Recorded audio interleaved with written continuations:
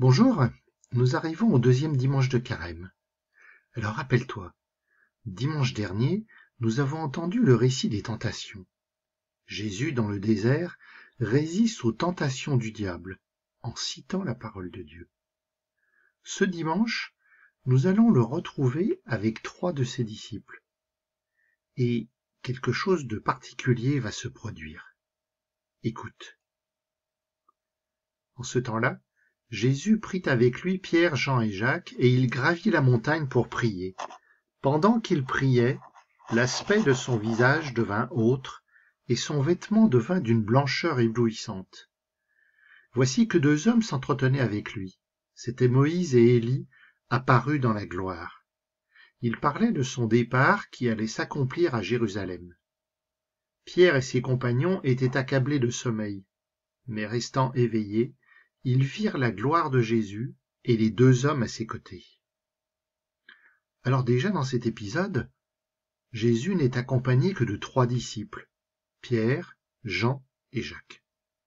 Cela se produit plusieurs fois dans l'Évangile, et à chaque fois, il se passe quelque chose de très important.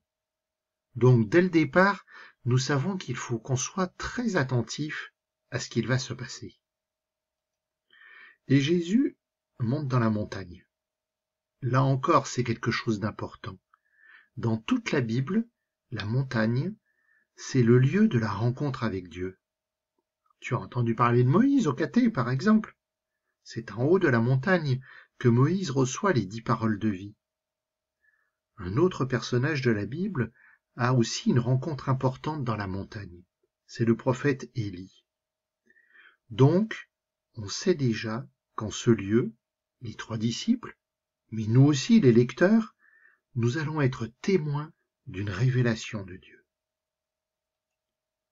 Et l'extraordinaire se produit. Jésus qui change d'aspect, son vêtement qui devient blanc. On parle de la transfiguration de Jésus. Transfigurer, ça veut dire changer de visage, aller au-delà de ce qu'on montre habituellement. La blancheur éblouissante, c'est une façon de parler de la lumière de Dieu. Jésus transfiguré, c'est Jésus qui montre la gloire de Dieu, en lui, son Fils. Ah bah dis donc, tu parles d'un événement? C'est pas super ça? Et d'un coup, Jésus n'est plus seul. Dans la lumière de Dieu apparaissent Moïse et Élie. Ah bah comme par hasard, les 2 qui ont rencontré Dieu dans la montagne.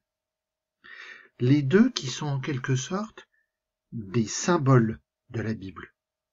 Moïse, c'est la loi. Élie, c'est un prophète.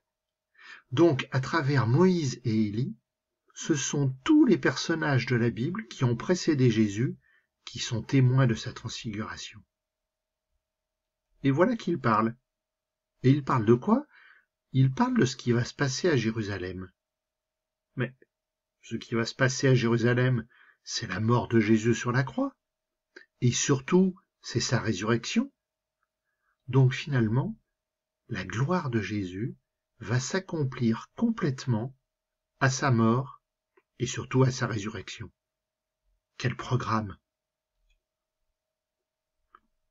Ces derniers s'éloignaient de lui quand Pierre dit à Jésus: « Maître, il est bon que nous soyons ici. Faisons 3 tentes, une pour toi, une pour Moïse, une pour Élie. » Il ne savait pas ce qu'il disait.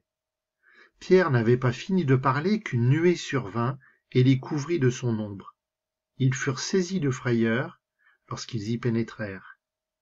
Et de la nuée, une voix se fit entendre. « Celui-ci est mon fils, celui que j'ai choisi. Écoutez-le. » Et pendant que la voix se faisait entendre, il n'y avait plus que Jésus seul. Les disciples gardèrent le silence, et en ces jours-là, ils ne rapportèrent à personne rien de ce qu'ils avaient vu. Alors le pauvre Pierre, il panique. Je me mets un peu à sa place. Dans une telle situation, je sais pas trop ce que j'aurais fait, moi. Et toi? Finalement, Pierre, il est dans l'organisation. Très pratique, dans le service. Il y a 3 personnages importants.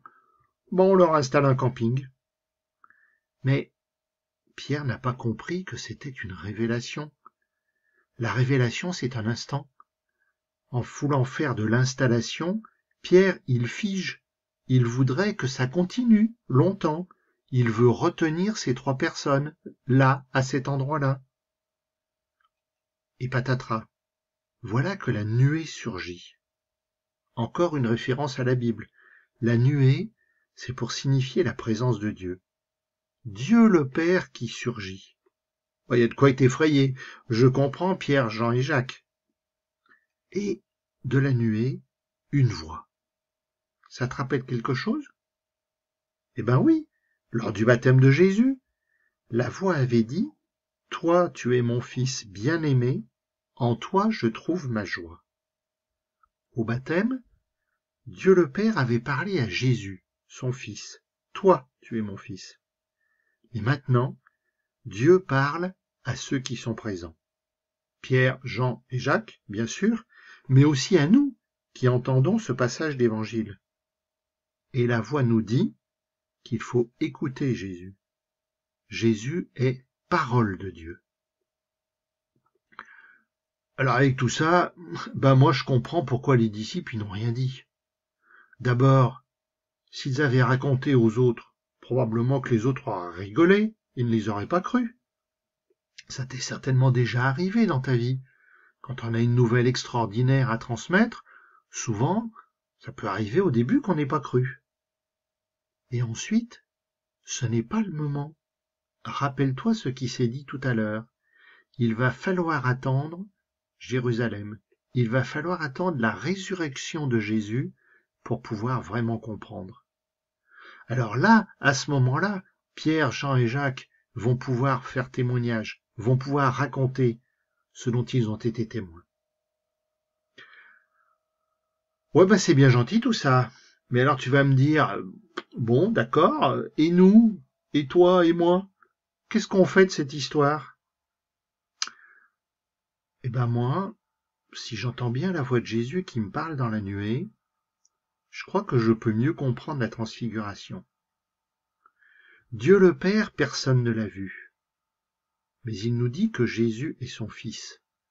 Donc, voir Jésus transfiguré, c'est comme voir Dieu le Père. Alors tu vas me dire, ouais, t'es bien rigolo, Jacques. Mais moi, Jésus, en lumière éblouissante, je l'ai jamais vu. Moi non plus. En tout cas, pas directement. Jésus transfiguré, on peut le voir à travers les autres. Ça t'est certainement déjà arrivé. Une personne que tu connais, quelqu'un de ta famille, qui est tellement dans la joie, tellement dans l'amour, tellement dans le bonheur, qu'on a l'impression que son visage rayonne de lumière. Et quand ça arrive, là, c'est Jésus transfiguré qui est présent. Alors je sais pas pour toi, mais moi, je prie Jésus pour que je sois moi aussi témoin pour les autres de cette lumière. Partir pour marcher vers toi, Seigneur. Prier pour être avec toi, Seigneur. M'abandonner pour te laisser vivre en moi, Seigneur. Devenir flamme et aller vers mes frères qui sont dans la nuit, mes frères dans la peine, dans la maladie, dans la solitude. Aide-moi, Seigneur, tous les jours de ma vie, à m'engager sur ton beau chemin de lumière. Amen.